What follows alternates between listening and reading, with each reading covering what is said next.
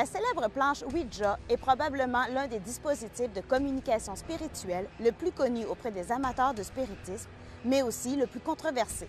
Bienvenue à Paranormalité.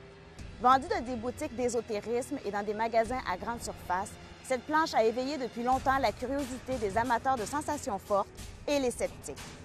Mais il arrive parfois que des séances tournent mal, qu'elles aient des conséquences néfastes auprès des personnes qui ont participé aux séances, surtout si celles-ci sont mal préparées et mal dirigées. Avec Annick Laprate, conférencière et auteure du livre à succès « Une autre âme dans ma fille », nous parlerons de l'utilisation de la planche Ouija chez les enfants. Et avec Michel, propriétaire de la boutique ésotérique Le Trèfle Enchanté à Longueuil, nous discuterons de l'histoire de cette planche et des règles à suivre. Mais bien sûr, nous assisterons aussi à une séance de Ouija afin de vous informer quoi faire et ne pas faire lors d'une séance. Bonjour Michel. Bonjour Ariane. Michel, est-ce que tu peux nous expliquer un peu tout le mystère qui entoure la planche Ouija? Donc, si on regarde la planche Ouija, bien sûr, on regarde il y a très longtemps. Donc, vraiment, les premières formes de spiritualité à travers des objets en tant que tels comme ça ont été utilisées par les Chinois. Donc, les Chinois, 1100 avant Jésus-Christ, ont commencé. Et la technique s'appelait la technique Fuji. Donc, cette technique-là, spécifiquement, c'était une technique de canalisation et qu'on appelle aujourd'hui communément l'écriture automatique. Donc, ce qu'on va retrouver à ce moment-là, c'est vraiment la canalisation d'êtres spirituels qui passaient à travers la personne. Et la personne, à ce moment-là, se mettait en transe et directement écrivait. Que ce soit des symboles, que ce soit des écritures, que ce soit à ce moment-là des phrasés qui venaient de l'au-delà directement. Si on regarde plus maintenant de la façon moderne, donc au niveau du Ouija en tant que tel, on va retrouver les premières formes de planches qui ont été conçues, mais pas commercialisées encore. Donc, les premières formes de planches, on va les retrouver en 1890. Donc, M. Elijah Bond, qui a été un des premiers à concevoir à ce moment-là des planches de Ouija. Et il ne les a pas commercialisées. C'est un de ses employés qui travaillait pour M. Bond, qui s'appelle William Fuld, et qui a commencé à les commercialiser, et ce, en 1901. Donc, en 1901, les premières planches de Ouija ont commencé à faire l'apparition sur le marché. Et à partir de là, bien sûr, les gens ont commencé à vouloir démystifier un peu le mystère de tout ça et vraiment à faire des séances. Donc, à partir de ce moment-là, la planche de Ouija a commencé à prendre son ampleur dans le domaine spirituel. Directement, je pense qu'à quelque part, il faut pas voir ça comme un jeu. Même si on va retrouver la plupart de ces planches-là qui sont en vente librement dans la plupart des endroits, je crois qu'en partant, ce n'est pas un jeu. Je pense qu'à quelque part, il faut prendre ça sérieusement, un peu comme n'importe quoi. Si on fait du tarot, si on fait de la magie ou quoi que ce soit, il faut prendre ça sérieusement. Ce n'est pas un jeu. Et à quelque part, il faut prendre toujours les précautions. Donc, si vraiment ça vous fait peur au départ, c'est sûr et certain que je vous le déconseille là, à 100%. Je crois que oui. Je pense que la plupart, il y a beaucoup de jeunes. Donc, quand on parle de jeunes, c'est vraiment des jeunes âgés entre 12, 13, 14 ans qui sont vraiment intéressés à se procurer un Ouija, commencer à communiquer avec les esprits. Et je vous dirais que d'un certain sens, c'est là que c'est l'âge qui sont les plus dangereux, donc les jeunes âges. Pourquoi? Pour plusieurs raisons. Les enfants, les adolescents, peu importe, sont beaucoup plus, comme on pourrait dire, ils vont se faire influencer facilement. Donc, leur niveau, je vous dirais, de protection est beaucoup plus, sont beaucoup plus vulnérables, si vous voulez, d'une certaine façon, à ces formes d'attaque-là. Et bien sûr, sont beaucoup plus influençables. Donc, c'est toutes des choses que je déconseille complètement à ceux qui sont âgés en bas de 18 ans à faire. Bien sûr, on parle du cas par cas. Il y a des jeunes qui sont très, très bien, je vous dirais, enracinés. On appelle ça des vieilles âmes qui, effectivement, vont à ce moment-là être capables de pouvoir, je vous dirais, faire une session de Ouija, et ce, en toute discipline aussi. Donc, avoir une certaine forme de discipline à l'intérieur de ça et de ne pas voir le Ouija comme un jeu. Hein? Parce que le Ouija, en partant, ce n'est pas un jeu. Il faut prendre ça quand même d'une façon très sérieuse aussi. Donc, c'est bien sûr, je vous dirais, un des plus grands problèmes avec le Ouija, c'est que la plupart du temps, les gens vont utiliser le Ouija dans des états seconds. La deuxième erreur que les gens vont faire, c'est souvent durant une session de Ouija en tant que telle, à la fin, ils vont oublier de dire à l'esprit de partir, donc de dire au revoir et de demander à l'entité ou l'esprit qui ont contacté de partir des lieux.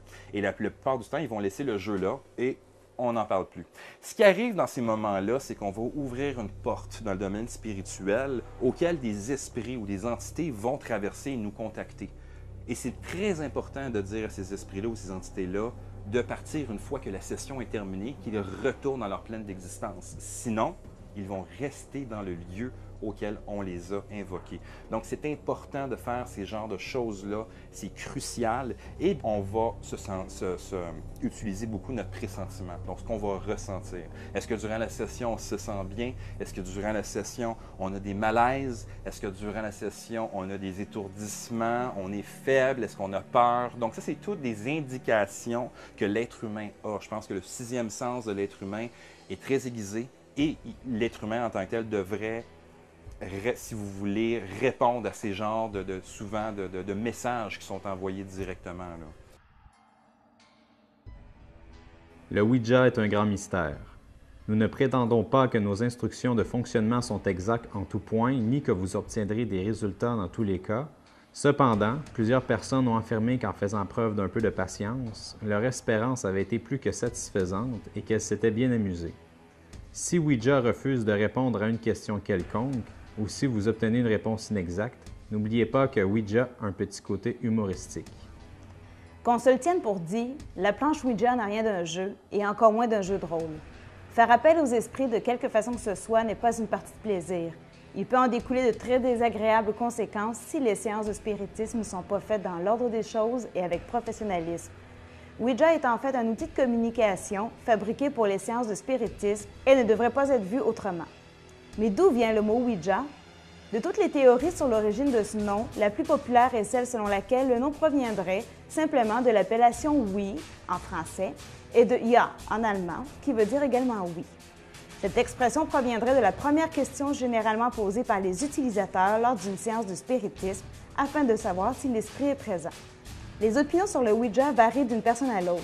Cependant, n'importe qui s'étant un tant soit peu intéressé au spiritisme semblera convaincu que les planches spirites fonctionnent bel et bien, et avec raison, puisque la seule limite du Ouija est celle de ses utilisateurs. C'est précisément pourquoi ce jeu peut être aussi dangereux. Entre les mains d'un utilisateur inconscient, il y a toujours un risque pour que le Ouija provoque de mauvaises surprises.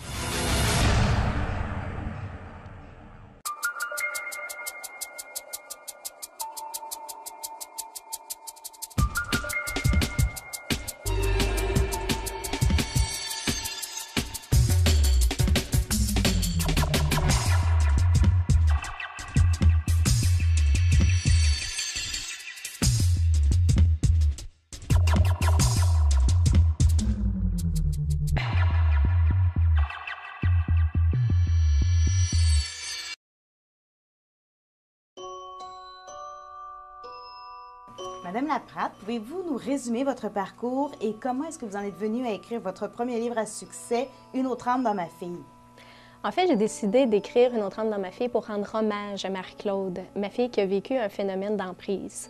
Marie-Claude, quand elle est arrivée sur Terre, elle a eu un parcours assez difficile, puis jusqu'à l'âge de ses 4 ans, elle voyait des présences, elle voyait des âmes errantes et elle a été affectée par ces âmes-là. Donc, à un moment donné, bon, c'est sûr que nous, on n'avait pas la connaissance par rapport à ça, donc on l'a suivie, on a fait une approche traditionnelle avec elle et elle a été référée par un médecin en psychiatrie. Donc, ils ont soupçonné longtemps un trouble de la personnalité multiple. Mais à un moment donné, bon, on était mis sur les listes d'attente, puis j'ai rencontré quelqu'un qui travaille en énergie et il m'a demandé si j'étais ouverte d'esprit. Donc, comme on était sur les listes d'attente, j'ai pas eu à choisir. Je me suis dit, on va essayer, puis on verra ce que ça donne. Donc, on a rencontré un intervenant énergétique qui nous a expliqué que l'âme de Marie-Claude n'était pas complètement incarnée dans son corps et que dans ses corps énergétiques, il y avait des âmes errantes. Donc, on a procédé à une libération. Puis, après ça, on a travaillé sur son enracinement puis l'incarnation de son âme, puis les crises ont été terminées. Donc, ça a été un parcours difficile, mais en même temps un parcours avec un dénouement absolument extraordinaire. Et c'est à partir de ce moment-là que je me suis intéressée à ce monde-là et que j'ai voulu en connaître davantage et que là, j'ai commencé ma quête. Donc, le livre, en fait, pour rendre hommage à Marie-Claude, pour sa beauté, pour sa lumière qui l'habite maintenant et pour sensibiliser les gens aussi que le phénomène existe. Le phénomène existe peut-être pas comme dans les films d'horreur, mais ils existent. Donc, c'est important de conscientiser les gens à ce phénomène-là et d'expliquer les choses, parce que quand on a la connaissance, on peut combattre la peur et on peut travailler avec l'énergie. Donc, oui, il y a l'énergie des âmes errantes, mais il y a de belles énergies aussi avec lesquelles on peut travailler pour avoir une vie meilleure. En fait, quand j'ai écrit Une autre âme dans ma fille, ce qui s'est produit, c'est que Une autre âme dans ma fille a été un best-seller très, très rapidement. Plusieurs gens se sont identifiés à cette histoire-là. Donc, à un moment donné, on a reçu 2000 courriels en 24 heures. Donc, les gens se reconnaissent. Les gens m'écrivaient et me disaient, bien, moi aussi, je vis ça. Moi aussi, mon enfant vit ça. Ou bien, j'ai des âmes errantes chez nous. Qu'est-ce que je fais? Qu'est-ce qu'on doit faire? Les gens avaient besoin d'aide. Les gens avaient besoin d'en parler. C'est un sujet tabou. Et là, ils pouvaient en parler plus ouvertement sans être jugés par moi. Donc, et là, je me suis dit, il faut aider ces gens-là. Et j'ai décidé à ce moment-là de faire le tour du Québec et de rencontrer plusieurs médiums. J'ai travaillé avec des médiums du Québec, de l'Europe, de la France. J'ai travaillé avec des médecins aussi pour démystifier le phénomène. Et j'ai écrit le livre « Se libérer des âmes errantes » qui est un condensé de ces recherches-là pour démystifier le phénomène. En fait, le livre répond à toutes les questions qui m'ont été posées. C'est un outil pour pouvoir aider les gens qui sont confrontés à des phénomènes paranormaux. Le fait de communiquer avec l'au-delà, de communiquer avec des êtres de lumière, des êtres chers décédés, des anges, des archanges, crée une fascination chez l'être humain. Les gens ont besoin de communiquer avec l'au-delà. Donc, le fait de communiquer n'est pas un danger en soi. On peut communiquer. Quand on communique avec des êtres qui sont dans des hautes vibrations, de belles énergies, c'est absolument extraordinaire. Ça a lieu à de beaux échanges. Le danger de la communication, c'est quand on n'est pas préparé, quand on n'est pas enraciné, quand nous-mêmes, on est dans des énergies de basse vibration et qu'on fait une communication sans être protégé, sans faire des rituels de protection. Donc, il faut faire attention chez les adolescents qui sont en quête de sensations. On pense à la Ouija board. Donc, souvent, ce sont des jeunes adolescents qui vont se réunir dans un sol et qui vont faire appel, mais sans protection. Puis, à ce moment-là, quand on fait appel, c'est ouvrir une porte. Donc, si on ne précise pas à qui on veut parler, tout le monde peut entrer. Et c'est là qu'il peut y avoir un danger. On ne sait pas qui se manifeste et souvent, ça peut être des âmes errantes avec des vibrations plus ou moins bonnes. Pour bien se préparer, en fait, c'est qu'il faut avoir la connaissance. Il faut premièrement s'enraciner, être bien enraciné à la terre. Il faut être nous-mêmes dans des bonnes vibrations. Donc, il ne faut pas alimenter la peur. Il ne faut pas alimenter le sensationnalisme, là. Donc, il faut être dans l'amour. Il faut avoir des bonnes ondes, être dans des bonnes dispositions, de belles énergies. Ensuite, on peut demander à avoir un contact, mais on peut préciser. Donc, je veux travailler avec un guide de lumière. Je veux entrer en contact avec mon grand-père. On le nomme. Je veux que ce soit une âme de lumière, une âme d'amour. Donc, tant et aussi longtemps qu'on est dans des énergies de bonne vibration, on est certain à ce moment-là d'avoir une bonne connexion. Une fois que la connexion est faite, le message est passé, on peut dire à l'âme de retourner. C'est ça qui est important. Le problème avec la Ouija board, c'est que souvent, on invite les âmes à se présenter. Après ça, oups, on a peur parce qu'il y a des manifestations et on quitte le jeu. Donc, les âmes restent. Donc, ce qui est important, c'est de dire merci pour la communication, vous pouvez retourner. On ferme la porte, on s'enracine à nouveau et on demeure dans des bonnes vibrations. On peut allumer des chandelles, on peut purifier par la sauge, mais c'est surtout dans la préparation et dans l'énergie dans laquelle on est qui va faire qu'on va avoir une bonne communication ou une moins bonne communication. Je me concentre et je vais poser la première question. Est-ce qu'il y a quelqu'un qui veut communiquer avec nous?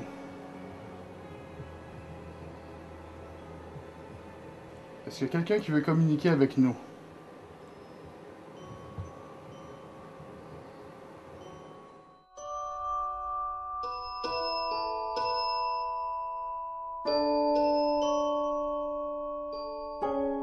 Bien, en partant, il faut comprendre que les gens en partant sont basés sur deux principes. Donc, il y a le principe qu'on appelle d'un bord qui sont les croyances, donc les croyances populaires où les gens, leurs amis, leur grand-mère, leurs proches ont déjà eu des mauvaises expériences par rapport au Ouija. Donc, ça, c'est la première moitié.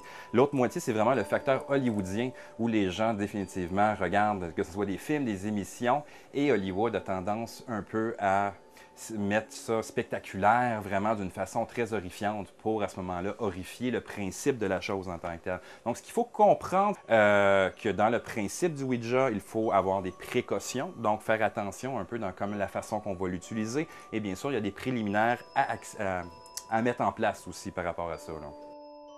Donc, au niveau des préliminaires, bien sûr, il faut prendre en considération qu'avant une séance de Ouija, il faut être dans un état. Quand je dis un état, donc bien sûr, on va parler d'un état qui est positif. Donc, s'abstenir, les gens qui voudraient à ce moment-là faire du Ouija dans des états seconds, donc sous l'effet de la boisson, etc., c'est pas conseillé en partant parce que l'effet directement va nous emmener des effets négatifs. Donc, vraiment, faire ça dans un état qui est neutre et bien sûr avoir un esprit positif quand on va le faire, ça va être une des premières étapes à faire.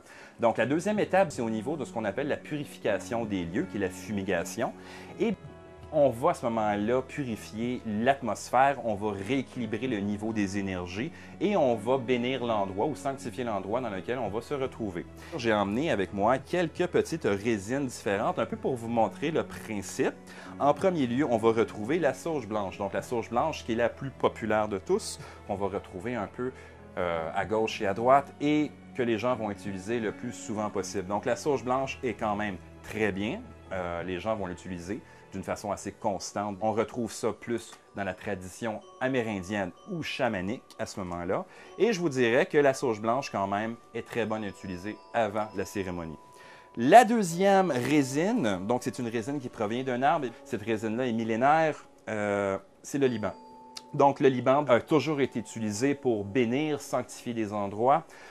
Énormément utilisé dans les lieux sacrés, donc aussi bien les temples que les églises, etc. On va retrouver le Liban pour des formes de purification, pour bénir et sanctifier les lieux dans lesquels on se retrouve et pour consacraliser la pièce dans laquelle on va faire le travail énergétique. Donc ça, c'est plus au niveau de la bénédiction et de la sanctification qu'on va utiliser le Liban. La troisième résine, c'est le sang de dragon. Donc le sang de dragon qui est une des plus populaires qu'on va retrouver, mais qui est un peu difficile à trouver. Donc, bien sûr, à la boutique, ici, on en a. Au niveau du sang de dragon, on va retrouver à ce moment-là les propriétés qui sont de purifier, exorciser un endroit, mais aussi, en troisième lieu, on va l'utiliser pour protéger un endroit. Et en dernier lieu, on va retrouver l'eau bénite ou l'eau consacrée, l'eau sanctifiée. Et ça, c'est une autre méthode aussi de purifier son environnement dans lequel on va prendre de petits flacons et on va juste, à ce moment-là, asperger directement le sol dans lequel la pièce, la séance dans la pièce va se faire.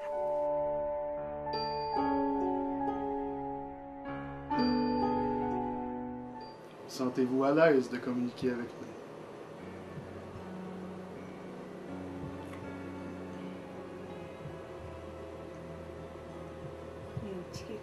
Ouais. Êtes-vous un homme qui a essayé de communiquer avec nous? Oui. Vous n'êtes pas une femme. Je pense que la prière a toujours été la forme, je vous dirais, de protection et de bénédiction la plus puissante qu'on peut retrouver. Et bien sûr, au niveau de la prière en tant que telle, moi, je la conseille à 100%.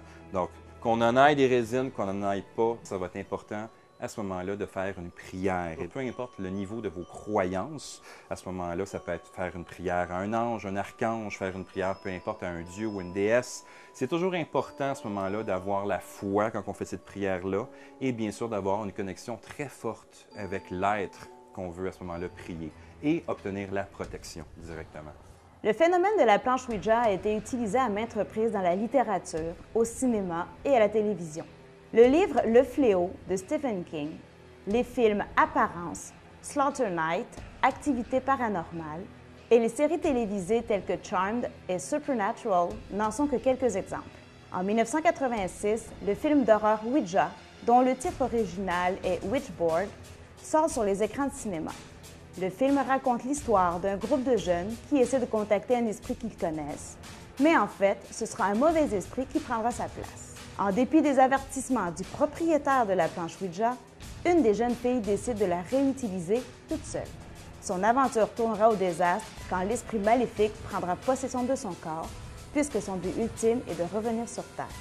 Un prochain film Ouija sortira aux États-Unis le 12 novembre 2012 et sera présenté par les studios Universal Pictures et produit par Brad Potter. Selon lui, ce sera un film d'action et d'aventure avec des éléments d'horreur.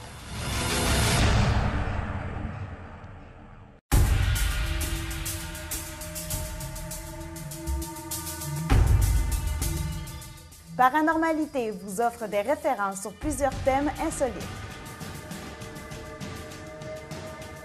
Vous rencontrerez des spécialistes dans leur domaine qui vous aideront à vous forger votre propre opinion face à l'inexpliqué. Y croirez-vous?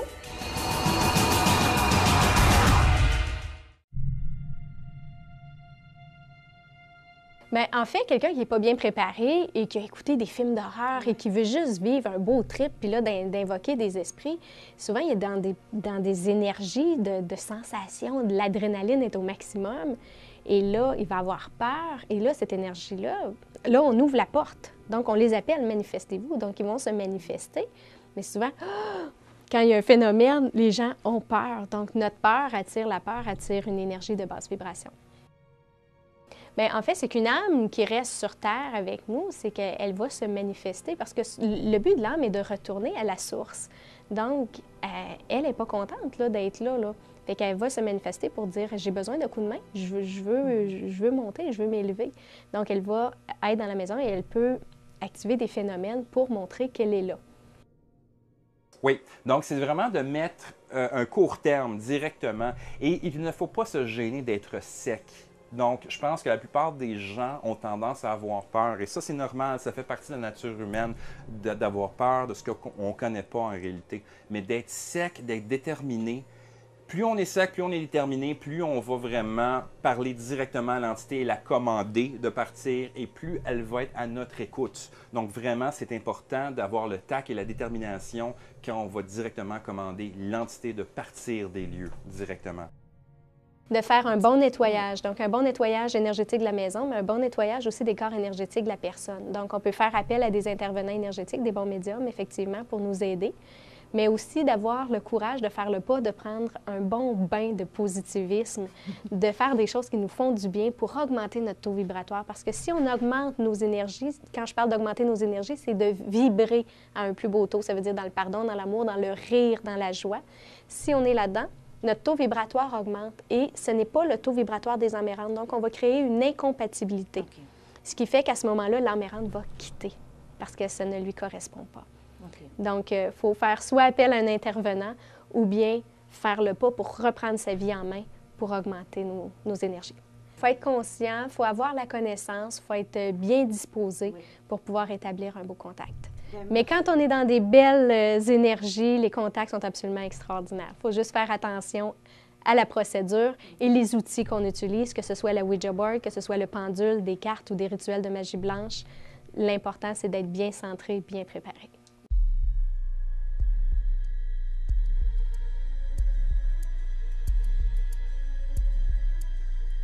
Vous savez, communiquer avec l'au-delà, c'est dangereux, c'est risqué.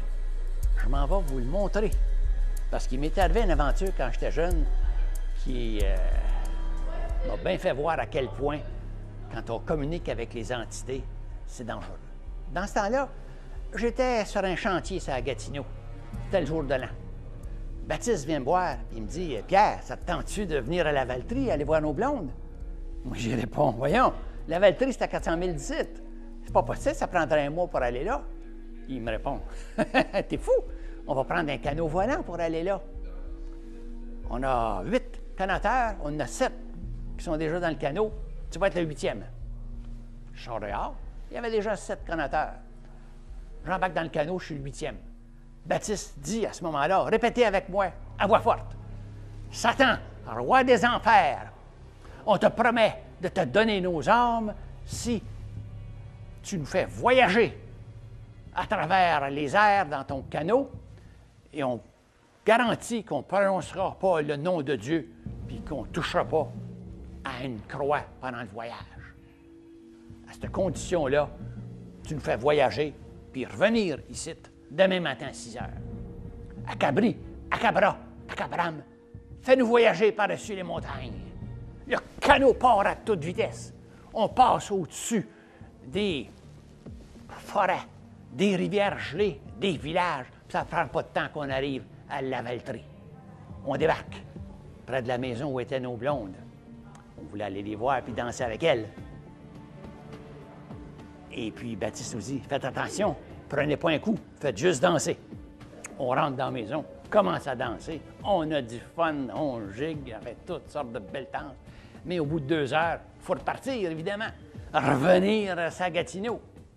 Ça fait qu'on sort dehors. On se rend compte à ce moment-là que Baptiste était complètement sous. Le boyen de Baptiste, il avait bu toute la soirée. C'était dangereux, c'est lui qui dirigeait le canot. On monte dans le canot. À Cabri, à Cabra, à Cabram. Fais-nous voyager par-dessus les montagnes. Le canot part à toute vitesse, mais il allait de travers. Le bon yen de Baptiste était complètement sous. Des fois, il s'endormait. Et puis, des fois, il commençait à jurer. Finalement, on arrive à la Gatineau. Il restait bien qu'un petit quart de mille jusqu'au camp. Et puis là, mon Baptiste, il se lève dans le canot, debout, puis il lâche un blasphème. Le canot arrête de voler, tombe en bas sur le sol. Nous autres, on revole dans un arbre, d'une branche à l'autre. On se retrouve au sol. Bien, je me suis réveillé le lendemain à 8 heures dans un lit, plein d'éraflures. Il n'a rien arrivé. Je n'avais pas été emporté par le diable, puis mes compagnons non plus. Tout ça pour dire, mes amis, que faites bien attention. Il ne faut jamais invoquer l'au-delà, puis surtout pas le diable, c'est le pire. Les planches spirituelles fonctionnent bel et bien, mais doivent être utilisées de façon convenable.